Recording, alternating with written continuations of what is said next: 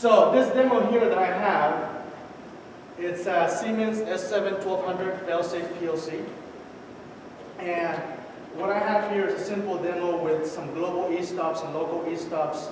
Each one of these LEDs, can you see that? Each one of these LEDs represents a motor, for example, right?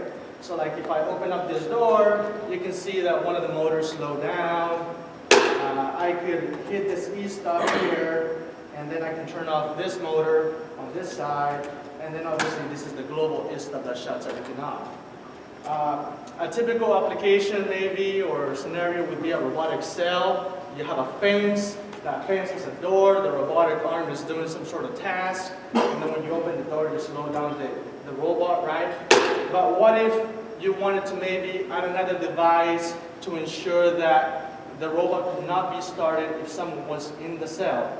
In that case, you could use a safety area scanner, right? That's a typical application. And talking about the area scanner, this is SIG's newest safety scanner. It's called the microScan, and it does have what we call Profi Safe on board, which means that I can transmit safety bits and non-safety bits over a Profi net, a single Ethernet cable. So I'm going to show you how that works. In here, the scanner is not triggered. All my e-stops are in good state, safe state. The door is not open, so everything's good, everything's green. So I have a green happy face, right? So I'm happy. But if I step into the warning field of the scanner, which I am doing now, you can see that now the scanner gave the PLC a bit or an alarm that tells it somebody is in the warning zone. And I programmed one warning zone in 3 safety fields in the scanner. So now I'm going to keep on going closer, and I'll step into the safety field number 1, and then I get a not so happy face. It's kind of nervous, right? Now I'm going to keep on going, and I'm going to step into the second protective field, which I did, and now I'm really scared because I'm getting really close to the machine. And finally, if I get close enough, then we die. But you're not supposed to get that close. But you can see that in this demo, we transmitted a warning field state, which is a non-safety bit. It is a non-safety bit and 3 safety bits over a single wire. Another thing that I can do is if I had a contamination on the, let me see if I can make it happen here. If I have the lens dirty, you can see that, I don't know how well you can see that, but that's a little happy face with a Windex bottle. That's telling us that the lens needs to be clean. So you can transmit a lot of information via one single RJ45 cable. That is the benefit and the beauty about using safety over Ethernet. Okay, so the question to the crowd, who here has used safety scanners or safety lasers? Okay, so it looks like we have some people that have used it in the past, which is great. Now, for those of you who have used them in the past, can anyone tell me what is traditionally, since the very first safety scanner that was ever invented, there has been one main drawback of safety scanners. Can anybody tell me what that is? What is the main drawback of using a safety device like a safety scanner or like sunlight? Why do you say that? Sunlight? Oh. Sunlight? Okay, that's a good one. Why? Because it messes with the scanner. Correct. How does it mess it up? It trips it, right?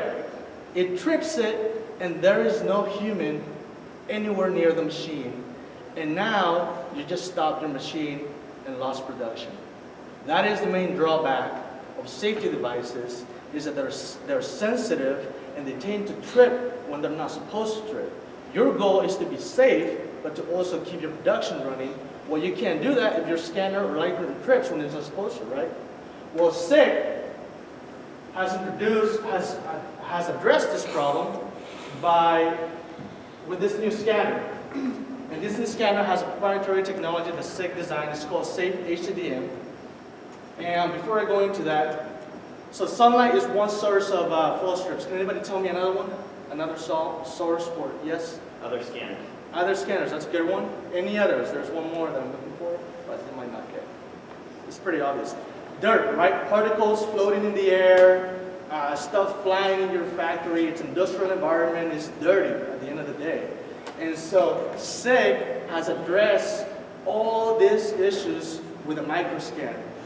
This is no longer going to get tripped by ambient light. Fluorescent light, welding stations are not going to trip it. All right? If you have other scanners to protect maybe a large area, traditional scanners will tell you to offset them. You can't put them on the same plane. But with the microscan, you will not find that in our manual because we actually have a coded pulse when we send the lasers so that the 2 scanners or 3 scanners or 8 scanners are not going to interfere with one another. And then finally, the same technology that I'm talking about will also reduce the trips due to contamination of the optics cover. So that's something new that we have. And obviously, as you can see, it does have Profinet. So not only do you get all those benefits of safe HDM, but you also can do that all through ProfiSafe. Okay, so a question to Miguel. So how did you make this work and how long did it take you? That's a good question, Matthew. So the way we make this work is very simple, actually. So SIG provides you, because it has Profinet, you can go to SIG's website and download what's called a GSDML file. And that file, then you can import it into your TIA portal program, which is what we use to program the S7-1200 fail-safe PLC. And once you program that, your scanner will be networked into your project, and all the bits that it's going to send you are already mapped for you. So your programming becomes very easy and straightforward. Okay, so next question. So how are people traditionally doing this today? Another great question. Traditionally, if I had a scanner that just had regular I/O, does anybody out there can tell me what's the traditional way of doing safety with just I/O? One way, anyway, so the most common way. Redundancy. Somebody said it, relay. I heard it over here. Safety relay.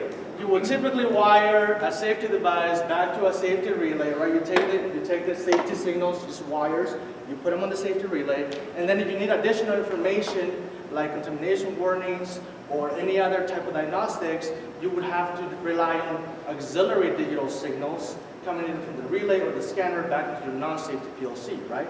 So it's a bunch of wiring at the end of the day. We can get all this through a single cable via ProfiSafe. All your auxiliary outputs, all your safety outputs, everything is through one cable. Okay, so the last question. So you've shown us, obviously, this ProfiSafe scanner over Profinet.